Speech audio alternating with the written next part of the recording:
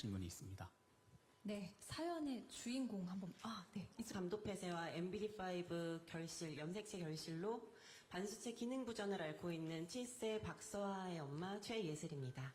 이렇게 뜻깊은 자리에 불러주셔서 이렇게 이야기를 나눌 수 있게 해주시면 정말 감사드립니다. 저희 서아가 앓고 있는 선천성 담도폐쇄는 선천적으로 간 내 담도가 막혀서 간에 손상을 입히는 질병입니다. 생후 한 달 내외로 카사이 수술을 진행을 하지만 70%의 친구들은 결국 간 경화로 인해서 간 이식까지 진행되는 병인데요. 저희 서아 또한 제 간으로 두 돌 때 이식을 진행을 했습니다.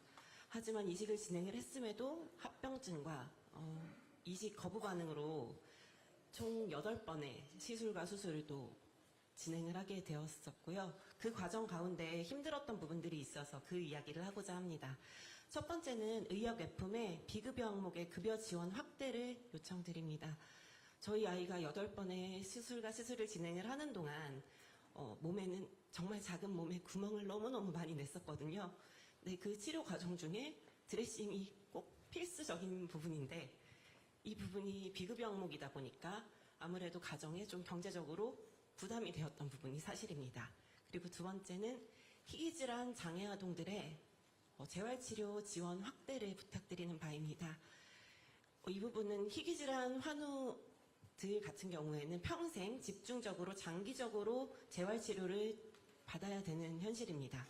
그런데 현재 정부의 바우처 지원 사업 같은 경우에는 일반 장애 아동들을 기준으로 하고 있기 때문에 저희 아이들에게 그 항목이라든지 아니면은 그 지원금이라든지 이런 부분들이 아무래도 턱없이 부족한 게 현실입니다. 그래서 희귀질환 장애 아동들의 재활치료 지원 확대를 정말 간청드리는 부분이고요.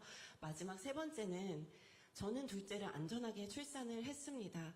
근데 사실 처음에 둘째를 가졌을 때 서아의 희귀질환, 중증 희귀 유전자 질환이 우려되어서 저는 고가의 비급여 유전자 검사를 진행을 하고 아이를 안전하게 낳을 수 있었거든요. 근데 실제로는 불임 지원, 난임 지원은 25회까지 가능하지만 유전질환 예방을 위한 착상 전 유전 검사는 비급여 항목인 게 현실입니다. 그래서 그 고가의 유전 검사를 하지 못하고 그냥 임신 출산을 포기해 버리는 가정들도 굉장히 많습니다. 그래서 우리 희귀질환 환우 가정에서도 안전한 임신과 출산을 할 수 있도록 착상 전 유전 검사의 급여 지원 확대를 간청드리는 바입니다. 이상입니다. 네. 사업이라는 게 이제 올해 아직은 처음 시작돼서 숫자를 확인을 못하는 상황이? 건보 자료로만 확인이 가능합니다. 네. 그 통계가 이 질병이 언제 생겼는데 아직까지 환자 통계도 없단 말이에요? 네.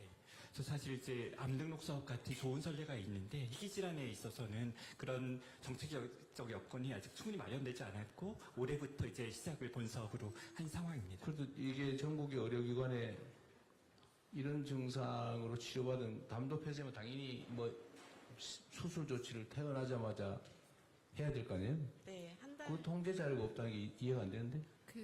건강보험이나 산정특례를 적용하고 있기 때문에 그 환자 수 통계는 있는데요. 제가 질환별로 이게 질환 숫자가 많다 보니 질환별 통계를 가져오지 못했습니다. 네. 기억하기는 어려울 텐데.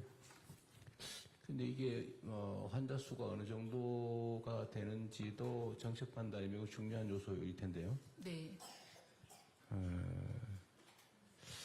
근데 이 말씀하시는 부분들에 대해서 즉흥적인 대답을 다 드리기는 쉽지 않을 텐데 충분히 검토해서 우리 정책 방향에 맞게 준비는 하십시오 하는데 참 어려운 일이네요. 저도 준비된 게 있으면 말씀하십시오.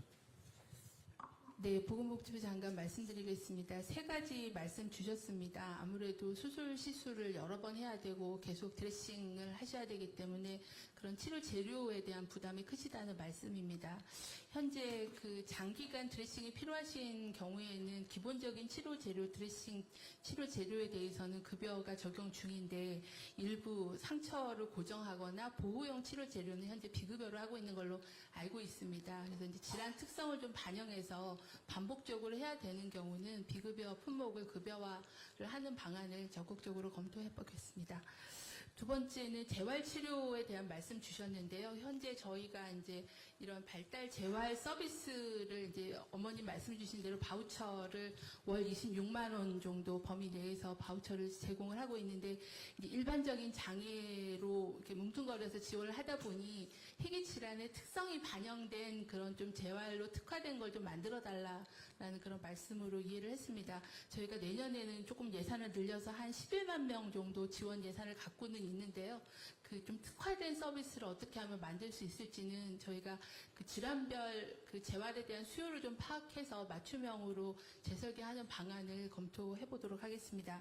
마지막으로 말씀 주신 그 착상 전 유전 질환 검사는 아무래도 희귀 질환이 대부분이 유전 질환이기 때문에 이제 아마 모든 임신을 다 할 수는 없고 그 체외 수정으로 임신하신 경우에는 태아에 대한 검사를, 태아가 아니라 그 배아에 대한 검사를 해서 좀 더 건강한 배아를 임신할 수 있는데 검사를 이제 하시는 상황인데 비용에 대해서는 아무래도 유전 질환의 특성이 있기 때문에 급여화할 수 있는 방법은 재정 추계나 방식이나 규모를 좀 산정해보고 검토를 하도록 하겠다는 말씀 드리겠습니다. 네. 세 번째 카드로 넘어가 보겠습니다.